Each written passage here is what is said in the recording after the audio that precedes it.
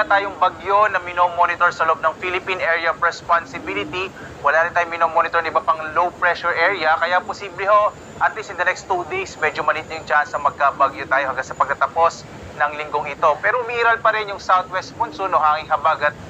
Bagamat inaasahan ho natin sa mga sunod na araw ay hina na rin ito, yung nagpapalakas kasi sa habagat, yung kumaalala ho ninyo, yung bagyong Hana, ay nalusaw na rin sa may bahagi ho ng China. Kaya sa ngayon, ay inaasahan na lamang natin yung mga pag-ulan, partikular na lamang dito sa may kanlurang bahagi ng Luzon, yung Ilocos Region, Bataan at Zambales. Iba pang bahagi ng Luzon, kasama ho dyan yung Metro Manila, yung Calabarzon, Mimaropa, sa Cordillera, posible medyo maulap na lamang yung kalangitan, pero po mas malita yung tsansa ng mga pag-ulan sa araw na ito.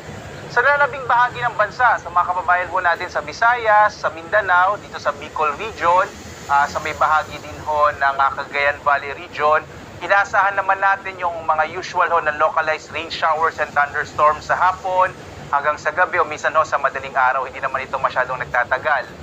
Ngayong araw, posible pa rin ho yung mga pag-ulan, partikular na lamang dito sa may Ilocos Region, Zambales at Bataan. Sa iba pang bahagi nating bansa, posible na lamang ho yung mga localized rain showers and thunderstorms. In general, posibleng medyo mainit na panahon ang mararanasan sa malaking bahagi ng Luzon, ng Visayas at ng Mindanao. Samantala bukas, inaasahan natin posible ho na medyo maulan sa may Batanes at Babuyan Islands, epekto ho ng habagat na posible pang makapekto sa lugar na yan. Pero inaasahan natin sa mga sunod na araw ay tuluyan na ngang hihina itong hanging habagat.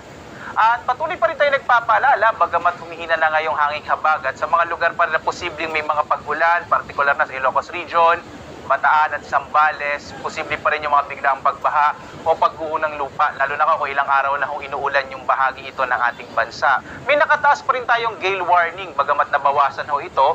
Itong bahagi ng western section ho ng Luzon, itong area ng Ilocos Norte, Ilocos Sur, La Union, Pangasinan, Zambales at Bataan, at yung ilang area ho ng Batanes at yung northern coast ng Cagayan, medyo maalon pa rin yung karagatan, kaya delikado pa rin maglayag yung mga maliit na sakyang pandagat at maliliit na mga bangka, kaya iwasan muna pong pumalaot dito sa bahaging ng mga baybayin ng ating bansa.